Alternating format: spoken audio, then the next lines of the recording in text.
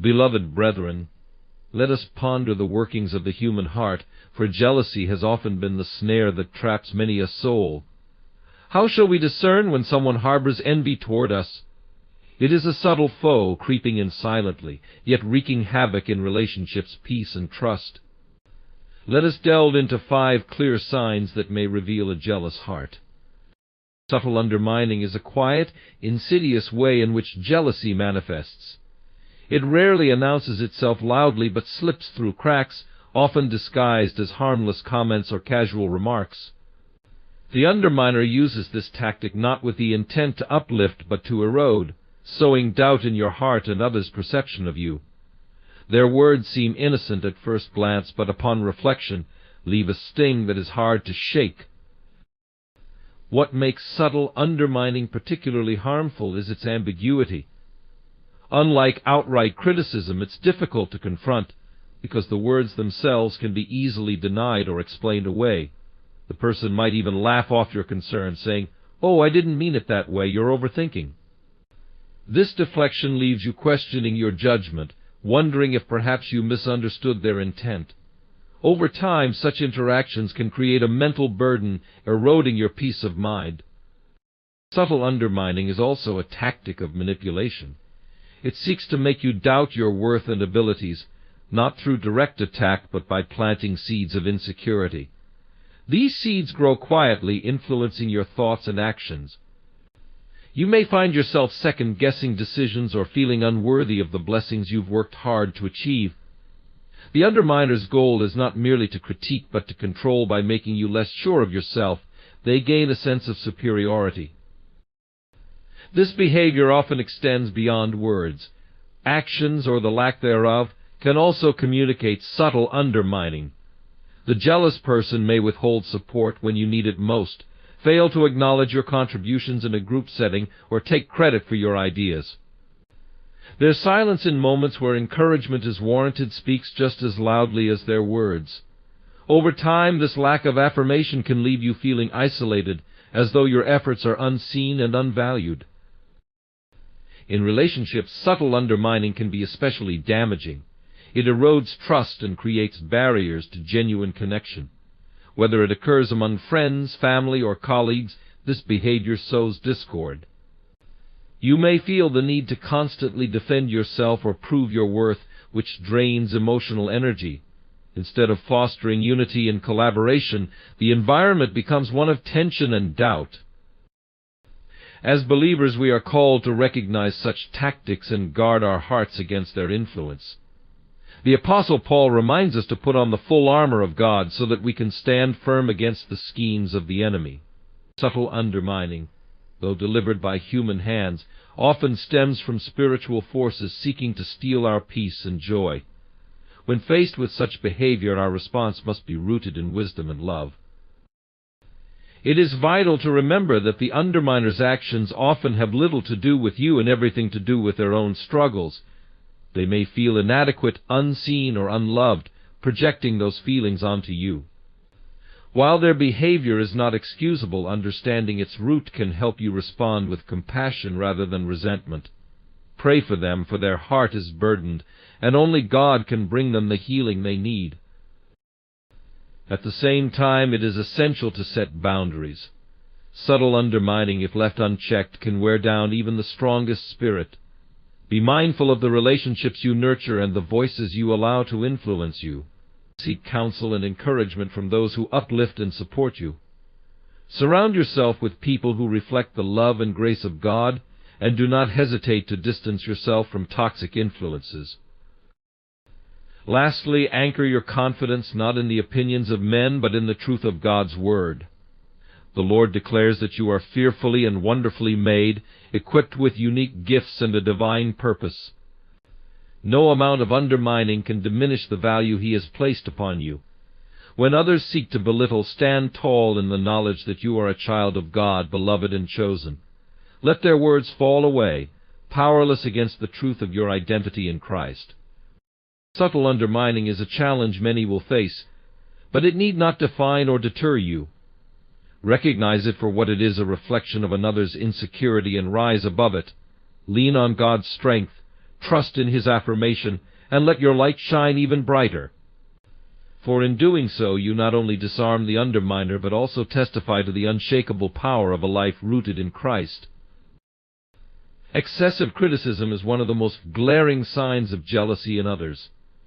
Unlike constructive feedback meant to encourage growth, excessive criticism seeks to tear down rather than build up.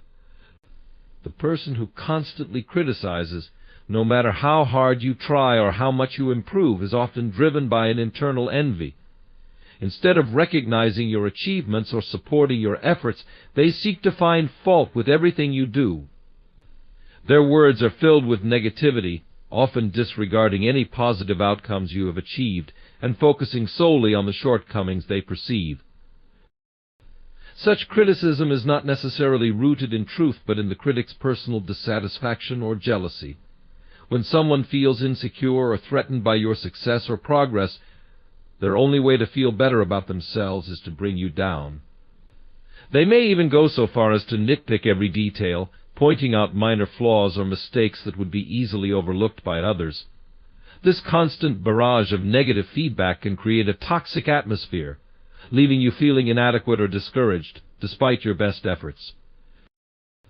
The purpose of excessive criticism is not to help you improve, but to keep you in a place of perpetual self-doubt.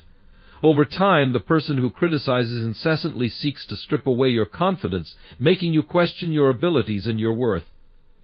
The more you begin to internalize their harsh words, the more you may start to doubt your own judgment and decisions.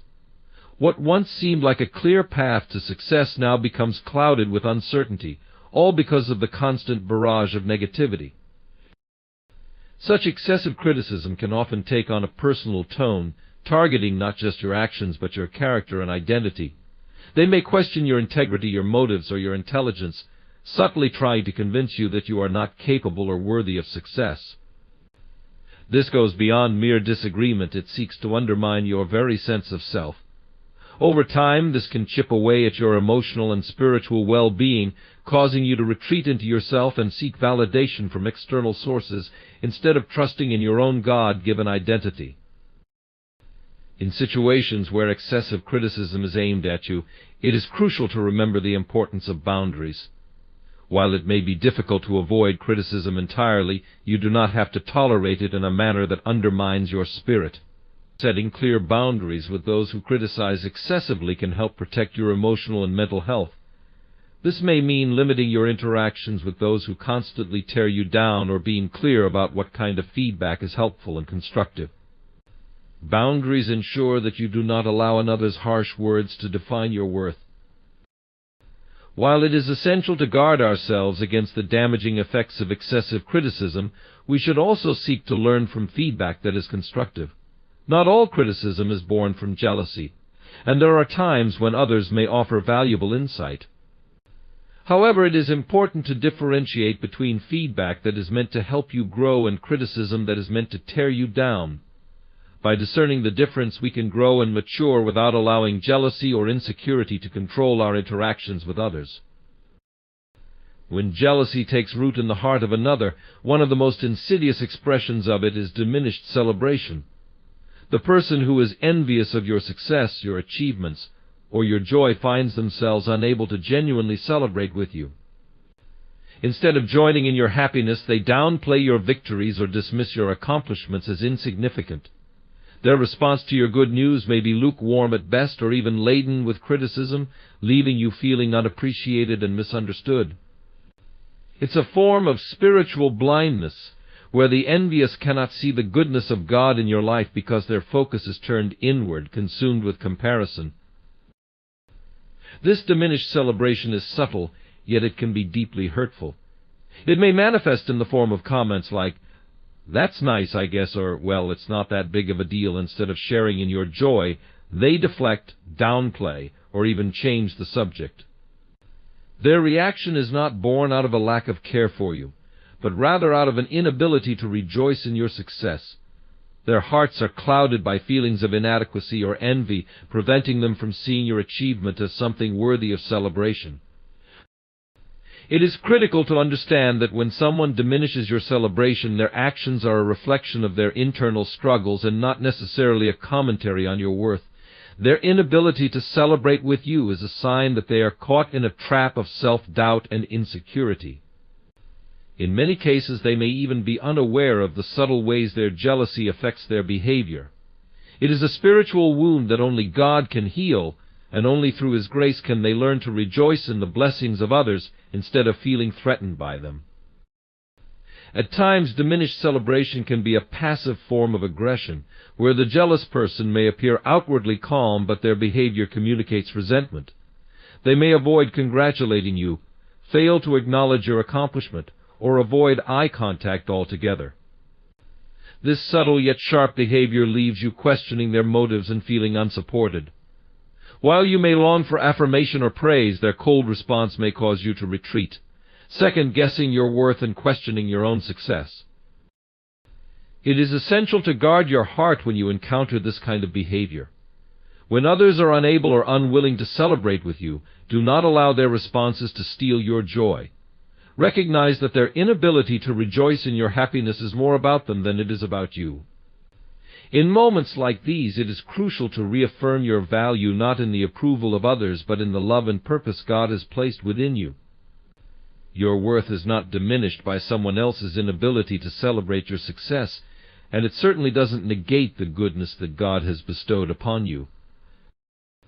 This behavior of diminished celebration can also manifest in a competitive spirit, where the jealous person may feel the need to constantly one-up you. Instead of joining in the joy of your accomplishments, they may try to shift the focus onto themselves. They might boast about their own successes or minimize the importance of yours in an attempt to place themselves in a more favorable light. This competitive spirit is fueled by jealousy and an unhealthy desire to be recognized or praised above others. When confronted with this behavior, it is important to approach the situation with grace and patience. Instead of responding in kind, you can choose to remain steady in your joy and peace. Do not allow their response to dictate the way you feel about your success. While it can be disheartening when others fail to celebrate with you, remember that your joy is not dependent on their approval. It is a gift from God, and it is yours to cherish regardless of how others react. Another way to handle diminished celebration is by gently addressing the issue. If the person in question is someone you hold dear, consider having an honest conversation with them about how their lack of celebration has affected you. Often those who diminish others' achievements do not fully realize the weight of their actions. By speaking with kindness and humility, you can help them understand the impact of their words or behavior and give them an opportunity to reflect on their own heart. It is important, however, to approach the conversation with the goal of healing, not confrontation. Diminished celebration is a painful but often revealing sign of jealousy. It reflects a person's internal struggle and a failure to celebrate others' victories because of their own insecurities. However, by keeping your heart aligned with God's truth and love, you can rise above this behavior and continue to find joy in your accomplishments, regardless of how others respond. In the end, your greatest celebration will always be found in the Lord, who rejoices over you with singing. In the world of human interaction, there are few behaviors as insidious and perplexing as the backhanded compliment. These remarks may appear on the surface to be flattering, but they often carry with them an undercurrent of criticism or insult, cleverly disguised as praise. The subtlety of a backhanded compliment makes it especially dangerous because it can leave the recipient confused, unsure of how to react, and questioning their own worth. It is a tactic often employed by those who are motivated by jealousy or insecurity, designed to wound while maintaining an outward facade of politeness or kindness. A backhanded compliment might sound something like, "You look great for your age," or "I'm surprised you did so well on that project, considering your background." On the surface, these statements may appear to acknowledge something positive, but a closer inspection reveals the hidden jab beneath the surface. The phrase "for your age" subtly implies that age is a factor that might otherwise diminish one's appearance. And the reference to your background suggests that the person did not expect success based on their history. such comments leave the recipient wondering whether the compliment is genuine or if it's merely veiled criticism. The difficulty with backhanded compliments lies in their ambiguity. They force the person receiving the comment to question the intention behind the words. Are they being praised, or are they being subtly put down? This uncertainty can leave a person feeling off balance, unable to fully embrace the praise because they are too distracted by the underlying criticism. In many cases, these types of compliments create emotional confusion, as they may cause someone to reflect on their own insecurities, especially if the comment targets their appearance, intelligence, or abilities. A hallmark of a backhanded compliment is its ability to undermine confidence while pretending to bolster it. The giver of the compliment may seem well-intentioned, yet their words serve to subtly chip away at the self-esteem of the recipient. It is not a direct insult, but it is an indirect one, like a hidden blade wrapped in velvet. These comments create an emotional dissonance where the recipient feels both flattered and insulted at the same time, leading to a lingering sense of unease. Often, backhanded compliments are a reflection of the giver's own insecurities. People who use this tactic may struggle with feelings of inadequacy, and rather than celebrating others' successes, they seek to tear down those around them, albeit in a covert manner. Their motive is not to uplift, but to subtly diminish others in a way that makes them feel more secure in their own position. This behavior is particularly common among those who are competitive or who harbor jealousy, yet lack the courage or honesty to express those feelings openly. At times, backhanded compliments are used as a form of passive aggression. They may be employed in an attempt to diminish someone's achievement or to reinforce the idea that the recipient is somehow less than their peers. The person delivering the backhanded compliment may even be aware of the harm they are causing, but they disguise their actions in a veneer of politeness or kindness. This makes the remark even more harmful, as it allows the aggressor to avoid taking responsibility for the harm they cause while still achieving their desired effect of putting the recipient down. Backhanded compliments can also function as a form of control. By subtly undermining someone's confidence, the giver of the compliment may be attempting to establish a position of dominance, particularly in social, professional, or personal relationships. By keeping the recipient unsure of their worth, the giver maintains the upper hand, knowing that a person who doubts their own value is less likely to assert themselves. This dynamic creates an atmosphere of imbalance, where one person feels small while the other person feels superior, all under the guise of a compliment. The recipient of a backhanded compliment must learn to discern between true praise and false flattery. While it is tempting to seek validation from others, it is essential to remember that true worth is not determined by the approval or disapproval of others. A backhanded compliment, though veiled in a form of praise, should not have the power to shape one's self-image. It is simply a reflection of the giver's internal struggles, not a reflection of the recipient's true worth. Understanding this can help shield one's heart from the subtle poison of such remarks.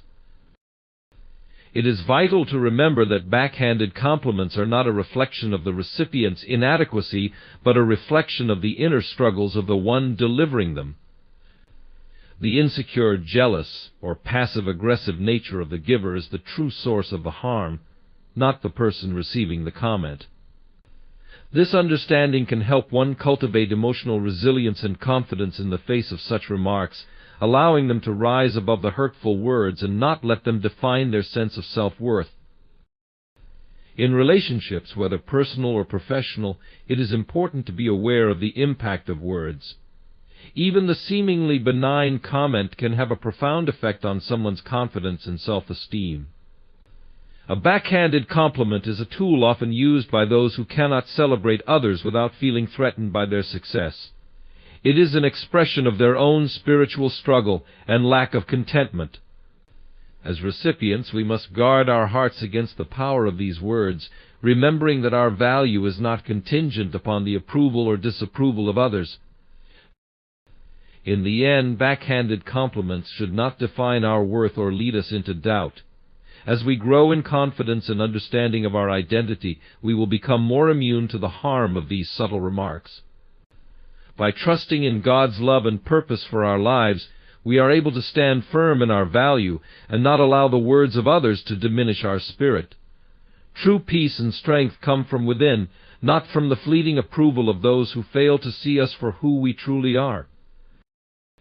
In the modern world, comparison and competition have become inextricably linked to our daily existence, often without our conscious awareness. From childhood, we are taught to compare ourselves to others, whether it's in academic achievement, physical appearance, or social standing. In the educational system, children are ranked by grades in the workplace. Employees are measured by their performance. These standards create a culture in which success is determined by how we fare in comparison to those around us. But while this competitive spirit can fuel achievement, it can also be an insidious force that undermines our peace and sense of self-worth.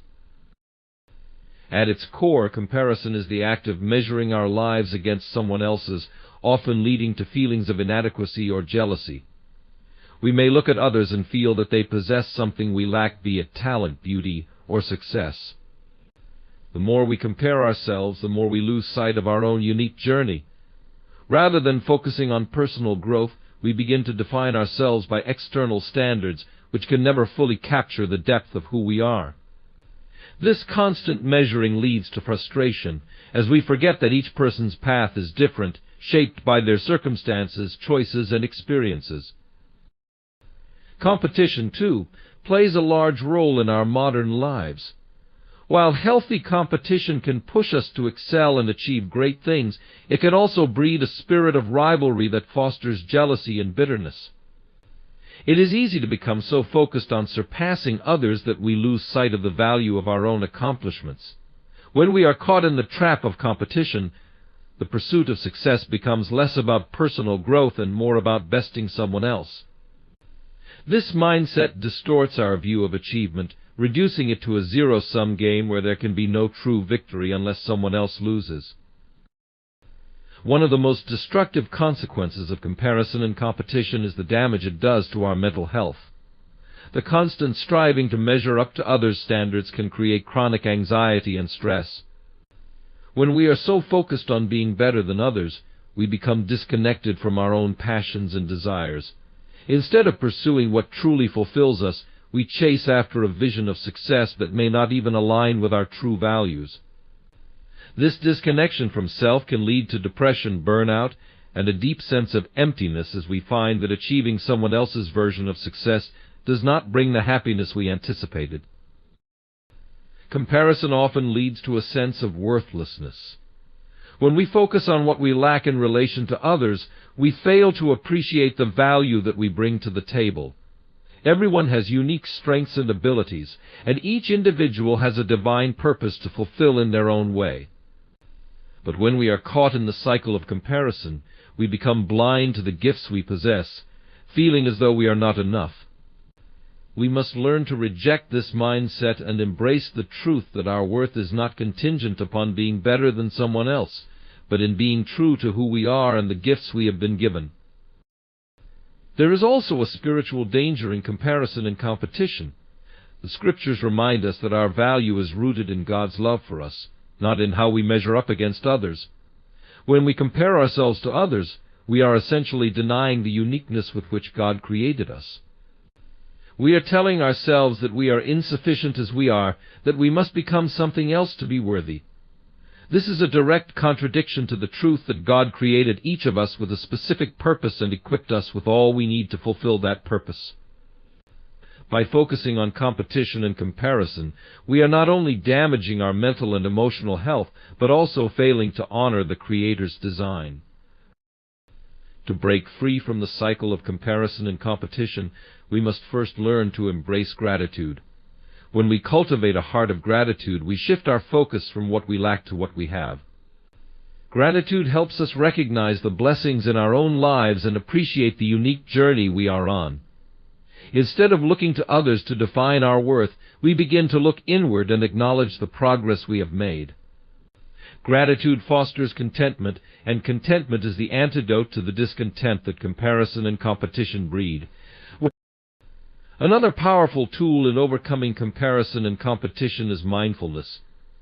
By staying present and focused on the moment, we can avoid the trap of comparing our lives to others. Mindfulness helps us stay grounded in our own experiences and appreciate the journey we are on. When we stop comparing ourselves to others, we are free to pursue our own path with joy and confidence. We can embrace our uniqueness, knowing that we are exactly where we are meant to be. Mindfulness teaches us that success is not about being better than someone else, but about being the best version of ourselves.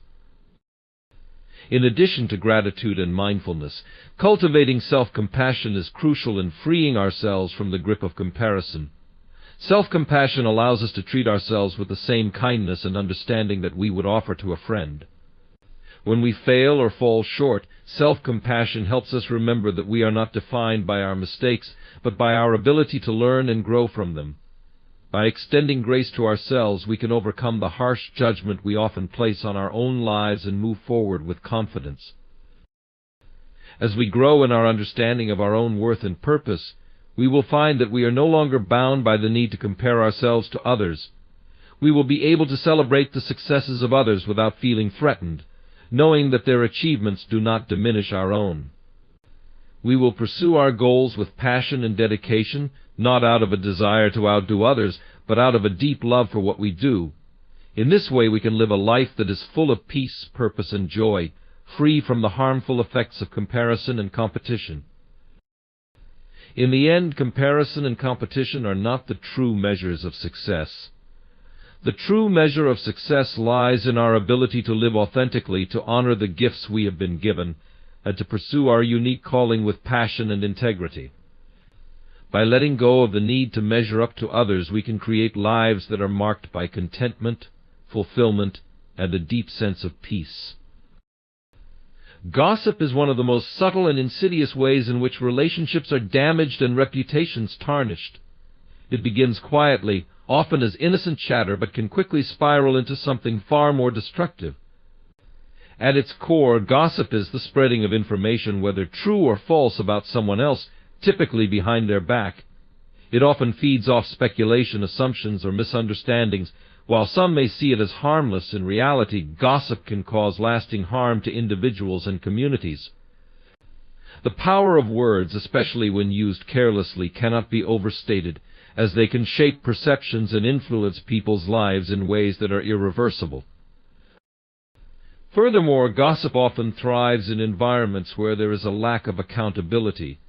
When individuals feel safe to speak ill of others without fear of consequences, the temptation to spread rumors increases. The more others join in, the more the gossip gains momentum, becoming a vicious cycle. This sense of anonymity and protection from consequences can embolden individuals to speak about others in ways they would never do to their faces. As a result, the harm inflicted by gossip is amplified, creating divisions and sowing discord between people who might otherwise have had peaceful, healthy relationships. Another significant danger of gossip is its potential to destroy trust. Trust is the foundation of every relationship, whether personal or professional. Once a person is labeled or tarnished by rumors, the damage to their reputation is often irreparable. Even if the gossip is later proven false or exaggerated, the seeds of doubt have already been planted in the minds of others. Trust, once broken, is incredibly difficult to rebuild. The individual who has been the subject of gossip may find themselves ostracized, misunderstood, and unfairly judged by others who have believed the rumors. One of the most harmful consequences of gossip is the emotional toll it takes on those involved. For the person being gossiped about, the realization that others have been speaking ill of them can lead to feelings of betrayal, humiliation, and isolation. They may wonder who they can trust, as the foundation of their social circles begins to crumble. For the person doing the gossiping, there is often a sense of guilt or shame that follows, especially if they recognize the damage their words have caused. Gossip creates a toxic environment where everyone involved suffers in some way, even if it may not be immediately apparent. Furthermore, gossip undermines the values of respect and dignity. When we engage in gossip, we reduce others to objects of discussion rather than recognizing their humanity. We forget that every person is worthy of honor and privacy, and that no one should be the subject of conversation behind their back, especially when the conversation has the potential to harm them. To respect others is to safeguard their reputation, to speak of them only with kindness, and to avoid the temptation to pass on information that would cause them harm or distress. Despite the damage it causes, gossip is not always easy to resist. It can be tempting to listen to the latest news, to share something that seems juicy or interesting, or to be part of a conversation that bonds people together. But as Christians, we are called to a higher standard. The Scriptures make it clear that our words have the power to either build up or tear down. Ephesians 4:29. We are urged to guard our tongues, to speak words that are wholesome, encouraging, and edifying. Instead of participating in gossip, we are called to speak life into others, to lift them up rather than bring them down. There are also practical ways to address gossip when we encounter it. First, we can choose not to engage. When someone begins to gossip, we can gently redirect the conversation or excuse ourselves from it. If we are in a position of influence, we can take the opportunity to model integrity by addressing the harm caused by gossip and encouraging others to focus on what is true, noble, and right. By taking a stand against gossip, we create a culture of respect and trust, where people can speak freely and confidently without fear of their words being twisted or misused. Ultimately, the battle against gossip requires a shift in our hearts. It requires a commitment to live with integrity, to honor others, and to protect their reputations. We must remember that our words are not just fleeting sounds, they are powerful tools that can either heal or harm. The more we practice kindness, compassion, and restraint in our speech, the more we create an environment where gossip has no place. When we commit to speaking well of others and refraining from harmful words, we help to build a culture of truth, respect, and love. The fight against gossip is a fight for the dignity of others, for the preservation of trust, and for the restoration of relationships. It is a call to live in such a way that our words always reflect the love and respect we have for those around us. Let us take this call seriously, choosing silence or encouragement over harmful words, and building each other up instead of tearing each other down.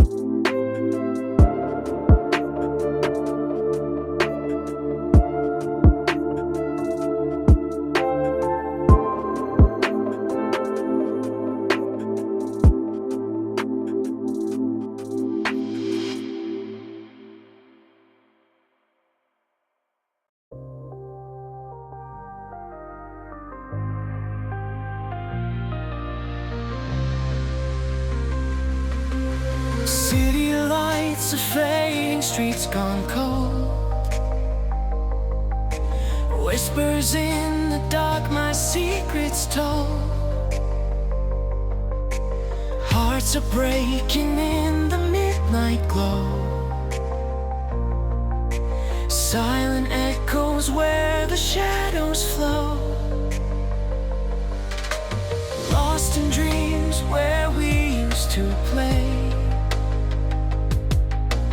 Ghosts of memories won't fade away.